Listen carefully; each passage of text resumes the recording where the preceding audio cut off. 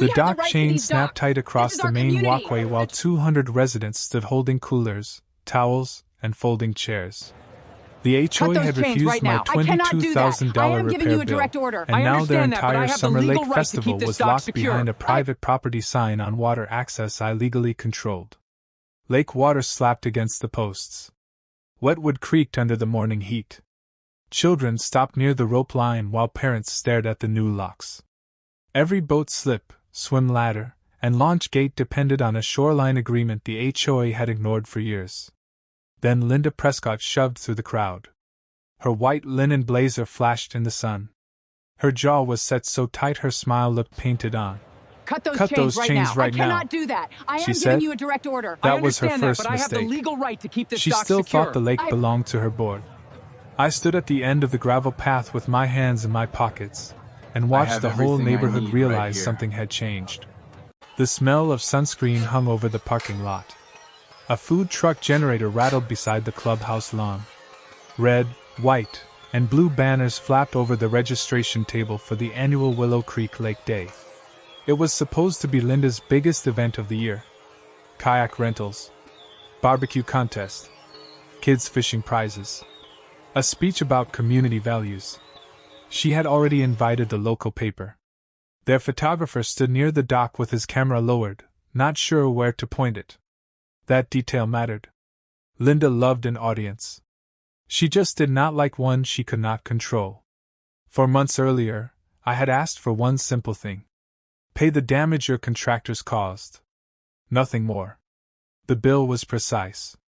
$22,000. Shoreline control panel replacement. Pump line repair. Stabilization work near my private drainage trench. I sent photos. I sent invoices. I sent a contractor's report with dates, measurements, and signatures. Linda sent back one sentence on HOA letterhead. The board denies responsibility. Then she made it public. At the next meeting, she held my invoice between two fingers like it smelled bad. The room smelled like burnt coffee and carpet cleaner. Fluorescent lights buzzed overhead. She stood behind the folding table with that perfect neighborhood president posture. Mr. Mercer believes the entire community should fund his personal maintenance problems, she said. People laughed. Not everyone, but enough. I folded my hands in my lap and looked at the lake through the clubhouse window. The moonlight was silver on the water. The same water her board advertised in every real estate flyer. Lake access. Private docks. Exclusive community recreation. That phrase kept echoing. I am Ryan Mercer. I am 41 years old, and I work as a civil water systems consultant. That means I spend my life reading the documents most people skip. Drainage plans, easements, shoreline permits, maintenance contracts, boring paper, until somebody builds their entire lifestyle on top of it. Linda did not know that. To her, I was just a quiet guy at the edge of the lake with an old truck and mud on his boots. She kept pushing. After the meeting, violation letters started showing up. Unauthorized shoreline activity. Unapproved utility equipment. Improper dock appearance. One notice even claimed my pump house lowered community aesthetics. The same pump house keeping their beach from flooding every spring. I read that one twice. Then I walked down to the water at sunrise. Mist floated over the surface. Ducks cut thin lines through the reflection. Near the public dock, a faded metal plaque was bolted to an old post. I had seen it 100 times. That morning, I finally read the small print. The agreement date caught my eye. The agreement date caught my eye. I crouched beside the dock post and brushed years of dirt from the metal plaque with my thumb. Morning sunlight reflected off the water in broken silver lines. Small waves tapped against the pilings. The plaque was older than most of the houses around the lake. The lettering had faded, but not enough. I leaned closer. The date sat near the bottom beside a contract reference number. That number stayed in my head all day. By noon, I was standing inside the county records office. The building smelled like paper, dust, and old air conditioning. Fluorescent lights buzzed overhead.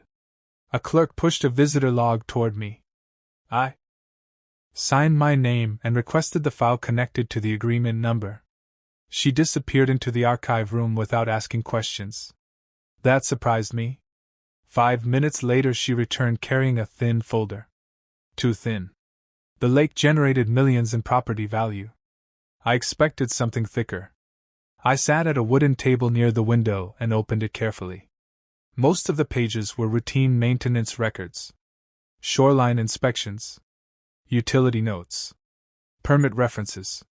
Then I found the original agreement summary. The language was dry. Boring, even. Most people would have stopped reading after the first page. I kept going. The lake sparkled outside the window. Boats drifted across the water. Families relaxed on docks. Everything looked permanent. The paperwork suggested otherwise. A paragraph near the middle referenced operational access rights. Another referenced shoreline infrastructure responsibilities. I underlined both. Then I noticed something else. A handwritten amendment had been attached years later. Somebody had added it. Somebody important. The signature line was almost unreadable. That detail bothered me. The clerk walked past my table carrying a stack of folders. I asked if there were supplemental records tied to the amendment. She checked her computer. Her eyebrows lifted slightly. There should be. She paused. Looks like those files are stored separately. Separately? I heard that word twice before lunch. The second folder took nearly 40 minutes to locate. During that time, I watched people come and go from the office. Contractors. Surveyors. Real estate agents. Nobody paid attention to the lake agreement. Nobody except me. When the second folder finally arrived, it contained only 6 pages. 6 pages that changed the direction of my week. The amendment did not transfer ownership. It defined usage. That difference mattered. The more I read, the more specific the language became. Responsibilities. Maintenance obligations. Access permissions. Renewal conditions. One clause had a highlighted notation beside it from decades ago. Someone wanted future readers to notice it. Most never would. I copied every page the office allowed me to copy. The printer clicked steadily beside the counter. Warm paper slid into the output tray. By late afternoon, I walked back to my truck carrying a manila envelope full of records. Wind rippled across the lake beyond the parking lot. The festival banners were already going up near the clubhouse. Linda was preparing for the biggest weekend of the year. She looked confident. That confidence made a lot more sense now. She had never read these files. One line in the amendment proved it. One line in the amendment proved it. I read it 3 times before leaving the parking lot. The clause was short. Barely 2 sentences. Yet it carried more weight than the entire stack of violation letters Linda had sent me. Wind pushed small waves against the shoreline as I sat in my truck overlooking the lake. The water reflected the late afternoon sun like polished glass. Families relaxed on private docks. Pontoon boats drifted near the center channel. Nobody around me seemed aware of how fragile the entire arrangement actually was. That clause changed everything. Over the next week, I started paying closer attention to Linda. Not because I enjoyed it. Because confidence leaves patterns. Every HOA board meeting followed the same routine. Linda entered late enough to make people notice. She carried a thick binder she rarely opened.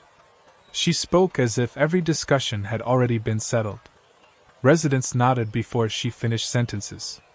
Contractors returned phone calls immediately. Even board members deferred to her. The lake sat at the center of that influence. Every brochure featured it. Every property listing mentioned it. Every community event depended on it. Without the lake, half the neighborhood's identity disappeared overnight. That reality became impossible to ignore. One Thursday evening, I attended another HOA meeting. The room smelled like coffee, printer toner, and fresh paint. Folding chairs filled quickly. Linda stood near the front greeting residents. The moment she saw me, her smile tightened. She recognized persistence when she saw it. The meeting began with landscaping updates and budget reports. Then came preparations for Lake Day. The room immediately became more energetic.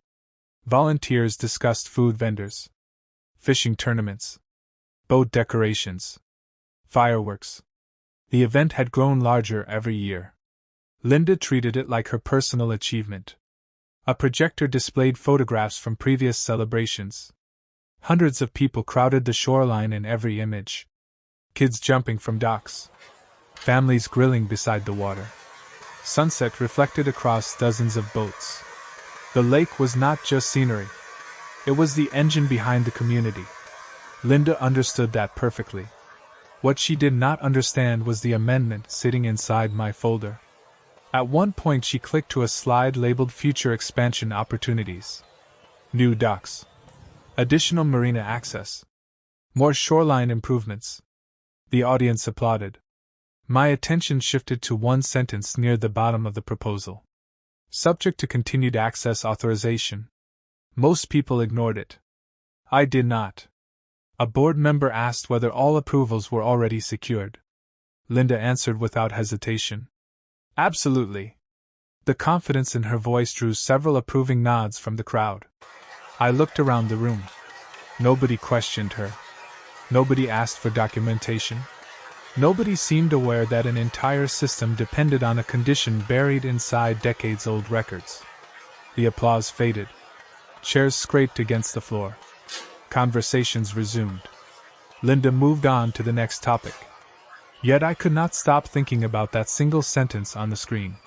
Continued access authorization? The exact phrase appeared inside the amendment. Word for word. By the time the meeting ended, the lake outside had turned dark blue beneath the evening sky. I stayed behind long enough to watch Linda lock the meeting room. She looked completely relaxed. That confidence rested on one assumption. The renewal file was exactly where she believed it was. The renewal file was exactly where she believed it was. That assumption lasted 3 more days. I spent those days moving quietly. No meetings. No arguments. No emails. Just records. The county archive occupied the basement level of an older government building near the courthouse. The air smelled like cardboard and dust. Metal shelves stretched across long rows. Beneath fluorescent lights, every footstep echoed. A clerk rolled out a cart loaded with storage boxes and pointed me toward a table in the corner. The renewal file took most of the afternoon to locate. By then, rain tapped softly against the basement windows. I opened the box carefully. Inside sat decades of correspondence, permits, inspection reports, and maintenance notices. Most of it was routine. Then I found a gap. A very specific gap. Several references pointed to a renewal package. Yet the package itself was missing. I checked again. Then again. The file index listed it. The contents did not. That detail mattered. Missing paperwork can mean many things. Sometimes it means nothing. Sometimes it means somebody stopped paying attention years ago. I copied every reference page and returned home after dark. The lake was calm that evening. Porch lights reflected across the water. A fishing boat moved slowly near the far shore. Everything looked peaceful. The paperwork suggested otherwise. The next morning, I called the regional records office listed on one of the documents. After several transfers, I reached a woman named Karen in permit administration. Keyboard clicks echoed through the phone. She searched the file number while I waited. Then she stopped typing. Silence followed. That is unusual, she said. My grip tightened on the receiver. How unusual? More typing. I see the original authorization. Another pause. I do not see a completed renewal. The wind rattled leaves outside my kitchen window. I stared at the lake through the glass. Could it have been filed somewhere else? She searched again. Longer this time. Not according to our records. I thanked her and ended the call. For several minutes I sat without moving. Water rights. Access permissions. Renewal conditions. Every road kept leading back to the same place. Later that afternoon, I drove past the clubhouse. Workers were unloading decorations for Lake Day. Colorful banners lined the entrance. Golf carts moved constantly between buildings. A temporary stage was being assembled near the shoreline. The event looked bigger than ever. Linda stood near the marina talking with contractors. She laughed at something one of them said. Nobody around her looked worried. That confidence was becoming its own clue. If the renewal truly existed, she would never have needed to act so certain. People with proof usually show it. Linda never did. 2 days later, another envelope arrived in my mailbox. The HOA had sent a new violation notice. This one claimed my shoreline equipment interfered with future community improvements. I read it standing beside the water. The paper fluttered in the breeze. The irony almost made me smile. They were still treating me like a nuisance while their entire lake operation rested on paperwork nobody could find. Then I noticed a date stamped near the bottom of the newest notice. It matched the deadline referenced inside the amendment. I stood on the shoreline reading the page again while waves rolled gently against the rocks. The afternoon sun reflected across the water. A pair of kayaks drifted near the center of the lake. Everything looked normal. The date said otherwise. The HOA had mailed the notice 3 days after the renewal window officially closed. I folded the paper and slipped it into my folder. That detail stayed with me all evening. The next morning, I drove back to the county records office. The clerk recognized me immediately. She pointed toward the archive room before I even asked. Dust floated through narrow beams of sunlight. Filing cabinets lined the walls. The room smelled like cardboard and old paper. I requested every document connected to the amendment, the shoreline agreement, and the renewal process. It took nearly 2 hours. Most of the files repeated information I already had. Then one document stopped me cold. It was a correspondence log. Short entries. Dates. Names. Notes. Nothing dramatic. Until I reached a section from several years earlier. One entry referenced a reminder notice sent to the HOA regarding renewal requirements. Another referenced a follow-up communication. A third confirmed delivery. I read those lines twice. The board had been warned. More than once. That changed the story completely. This was no forgotten technicality. Somebody had received notice. Somebody had chosen not to act. Outside, a lawn mower hummed across a nearby park. The sound faded as I kept reading. Several pages later, I found another reference. A request for extension. Submitted. Reviewed. Denied. My pulse picked up. The denial letter itself was missing, but the log remained. Enough pieces existed to show the sequence. The lake agreement had not simply drifted toward expiration. It had been moving there in plain sight for years. By the time I returned home, the sun was dropping behind the trees. The lake glowed orange beneath the evening sky. Across the water, workers continued preparing for Lake Day. Temporary lighting had been installed near the marina. Food vendors tested equipment. Music drifted from the clubhouse lawn. The entire community was investing energy into an event built around access they assumed would always exist. I sat on my dock with the folder open beside me. The wood was still warm from the afternoon heat. A breeze carried the scent of lake water and fresh-cut grass. Page by page, the pattern became clearer. Linda had inherited a system she never fully understood. Instead of checking it, she acted like ownership and access were the same thing. They were not. The distinction sat in black ink across multiple records. Around sunset, my phone rang. The caller ID displayed a name from Permit Administration. Karen. I answered immediately. Papers shuffled on her end before she spoke. Mr. Mercer, I found something else. I looked toward the marina. Lights were beginning to flicker on across the shoreline. What did you find? There was a pause. Then she read a reference number I had never seen before. That number changed everything. I grabbed a pen and wrote it across the top of my notebook before Karen finished speaking. The lake shimmered beyond my dock in the fading light. Crickets had started their evening chorus. A pontoon boat moved slowly toward the marina. Everything looked peaceful. My phone call suggested otherwise. Karen explained that the reference number belonged to a separate administrative file. Not a renewal file. Not a permit file. Something older. Something connected to the original shoreline access authorization. I thanked her and drove to the regional office the next morning. The building sat 40 miles away beside a state highway lined with oak trees and utility poles. Rain clouds drifted overhead. The lobby smelled like coffee and floor polish. Karen met me near the records counter carrying a thin binder. She placed it on the table between us. "This is what we found," she said. The binder looked ordinary. Gray cover. Faded label. No dramatic warning stamped across the front. Yet the first page immediately caught my attention. It described the operational rights attached to several sections of shoreline infrastructure. Docks. Launch ramps. Utility connections. Maintenance corridors. I turned the page. Then another. My pulse picked up. The authorization had never belonged directly to the HOA. It had been tied to a specific property interest along the eastern shoreline. I recognized the parcel number immediately. I owned it.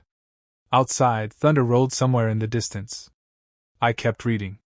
Decades earlier, the original developers created a system allowing community access across that shoreline section. The arrangement worked because the property owner agreed to maintain critical water management equipment. The same equipment Linda's contractors had damaged. The same equipment referenced in my repair invoice. A note attached to the file explained what happened if the authorization expired or maintenance obligations were neglected. The language was clear. Painfully clear. Karen watched me read. "You see it now?" she said quietly. I nodded. For months, everyone had focused on the lake itself. The real leverage sat beside the water, hidden inside infrastructure nobody noticed. Pumps. Drainage controls. Access corridors. The boring parts. The parts people ignored until they stopped working. I requested certified copies of everything. The printer hummed for nearly 20 minutes. Warm pages stacked beside my elbow. By the time I left the office, rain was falling steadily across the parking lot. Water streamed along the curb. Wind rattled tree branches overhead. During the drive home, the entire puzzle finally came together. The denied invoice. The missing renewal. The amendment. The warning notices. The maintenance responsibilities. They all pointed toward the same conclusion. Linda had spent years acting like access was permanent. It was conditional. Very conditional. The following week, I stopped arguing completely. No responses to violation letters. No HOA meetings. No public comments. Linda probably interpreted my silence as surrender. That worked in my favor. While the board focused on festival preparations, I focused on paperwork. Certified filings. Recorded notices. Administrative reviews. Quiet steps. Necessary steps. One afternoon, I stood near the shoreline watching workers install banners for Lake Day. Laughter drifted from the clubhouse patio. Music echoed across the water. Nobody seemed concerned. Then a certified envelope arrived with the final confirmation. I found it in my mailbox just after sunrise. The paper was still cool from the morning air. Lake mist floated above the water behind my house. Birds skimmed across the surface. Everything looked calm. My hands moved faster than usual as I opened the envelope. Inside was the administrative determination I had been waiting for. Several pages. Official seals. Reference numbers. Signatures. I sat at my kitchen table and read every line twice. The conclusion was straightforward. The shoreline authorization connected to my parcel remained active. The community access arrangement did not. Not anymore. Years of missed requirements had finally caught up with the system. The lake itself had not changed ownership. That was never the issue. Access was the issue. Access had always been the issue. I folded the documents carefully and placed them inside a new folder. Outside, the sound of power tools drifted from the direction of the clubhouse. Preparations for Lake Day were entering the final stage. Temporary fencing was being installed. Vendors were arriving. Delivery trucks moved through the neighborhood almost hourly. The entire community was focused on celebration. Nobody was looking at paperwork. That worked in my favor. Over the next several days, I completed the final administrative steps. Everything happened quietly. No dramatic confrontations. No public announcements. Certified notices were mailed. Filing confirmations arrived. Records were updated. Each step felt small by itself. Together they formed something much larger. One afternoon I stopped by the marina and watched workers decorate the dock area. Colorful banners hung from light poles. Fresh paint brightened the railings. The smell of grilled food drifted from a nearby vendor preparing for the weekend. Families walked along the shoreline discussing festival plans. Children pointed at fishing prizes displayed beneath a tent. The lake sat at the center of everything. That fact never changed. Linda stood near the main pavilion reviewing event schedules with volunteers. She looked relaxed, confident, completely unaware. At one point she noticed me watching from across the parking lot. Our eyes met briefly. She smiled. The same smile she wore during the HOA meeting when she held up my invoice. Then she turned away and continued planning her event. That moment stayed with me. Not because it angered me. Because it confirmed something. She still believed the situation was over. A few days later, I received confirmation that all notices had been delivered. The timing could not have been more precise. Lake Day was scheduled for Saturday morning. Hundreds of residents were expected. Local businesses had sponsored activities. The newspaper planned coverage. Even a regional boating group had arranged a demonstration near the marina. The larger the event became, the more dependent it became on uninterrupted access. Friday evening arrived warm and clear. The water reflected streaks of orange and gold as the sun dropped below the trees. Boats returned to their slips. Music drifted across the lake from final setup activities. I walked the shoreline one last time carrying a folder beneath my arm. Every document was in place. Every filing was complete. Every requirement had been satisfied.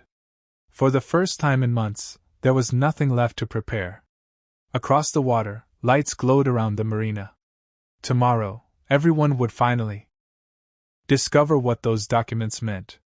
Tomorrow, everyone would finally discover what those documents meant. I arrived at the shoreline before sunrise. The air felt cool against my face. A thin layer of mist hovered above the water. The lake was quiet except for the soft splash of waves against the dock posts. That silence did not last long. By 7 o'clock, vehicles began filling the parking areas around the clubhouse. Families carried folding chairs toward the festival grounds. Children ran between tents. Vendors unloaded supplies. The smell of barbecue smoke drifted across the shoreline. Music played through outdoor speakers. Everything looked exactly the way Linda had planned. Around 8 o'clock, volunteers started directing people toward the marina. That was when the first residents stopped walking. Then more stopped. Conversation slowed. Heads turned toward the dock entrance. Fresh chains stretched across the main access point. New locks reflected the morning sunlight. A large sign stood beside them. Private property. Authorized access only. The crowd grew quiet. A few people pulled out their phones. Others simply stared. The water sparkled behind the barriers. Boats floated peacefully in their slips. Yet nobody could reach them. A child asked his father why the dock was closed. The father did not have an answer. Within minutes, confusion spread through the festival grounds. Volunteers gathered near the entrance. Event organizers checked schedules. Golf carts moved back and forth carrying increasingly concerned staff members.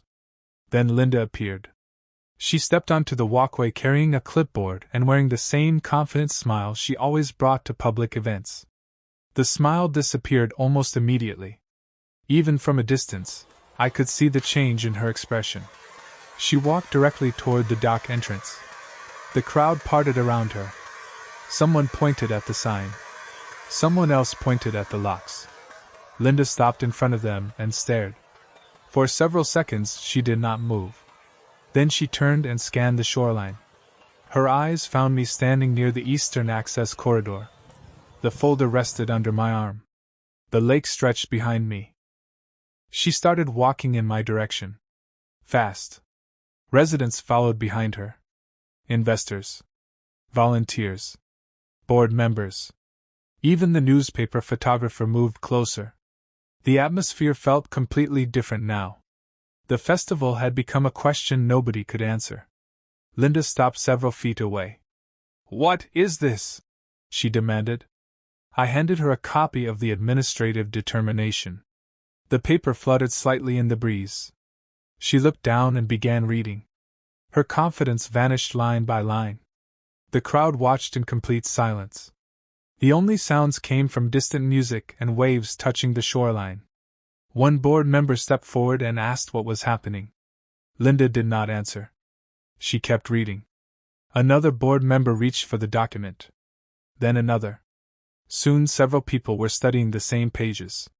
Confusion turned into concern. Concern turned into realization.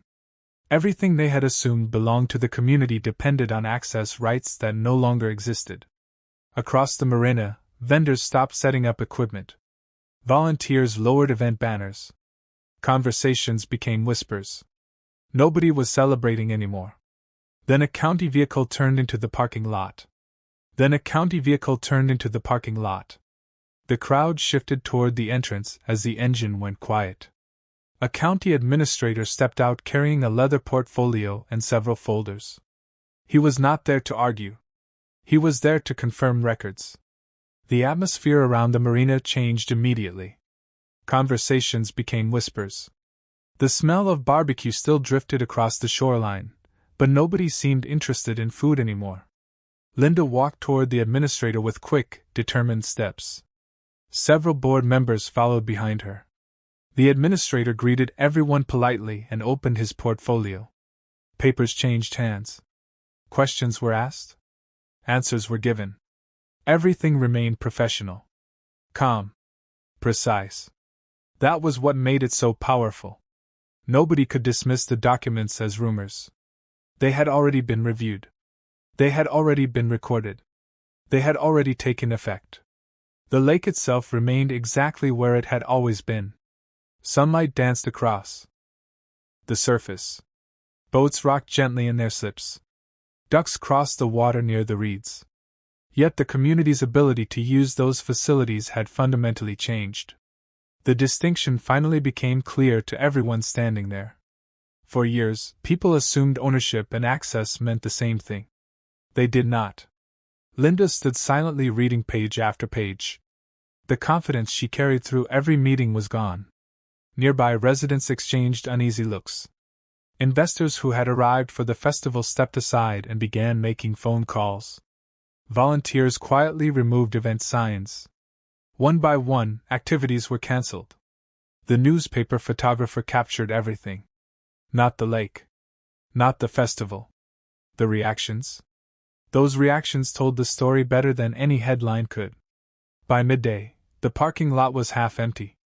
Families returned home. Vendors packed equipment into trailers. The music stopped. The festival grounds felt strangely quiet. I stood near the shoreline and watched waves roll against the dock posts. The same sound I had heard every morning for years. Nothing about the water had changed. Only the assumptions surrounding it. During the following weeks, the HOA shifted from denial to negotiation. Lawyers reviewed records. Consultants examined agreements. Meetings stretched late into the evening. For the first time, people started asking practical questions instead of making demands. The board eventually acknowledged the damage caused to my shoreline infrastructure. The repair costs were no longer treated like a joke. They were treated like obligations. That difference mattered. Eventually, an agreement was reached. The repairs were paid for. Maintenance responsibilities were clarified. New access arrangements were negotiated properly. The community regained use of the facilities. But this time everything rested on documented agreements instead of assumptions. Linda remained on the board for a short period after that. Her influence never fully recovered. Too many residents had watched the situation unfold. Too many realized how much had been overlooked. Several months later, I walked down to the shoreline just before sunset. The water reflected shades of gold and orange across the lake. A gentle breeze moved through the reeds. Families enjoyed the docks again. Children fished from the marina. Boats crossed the channel.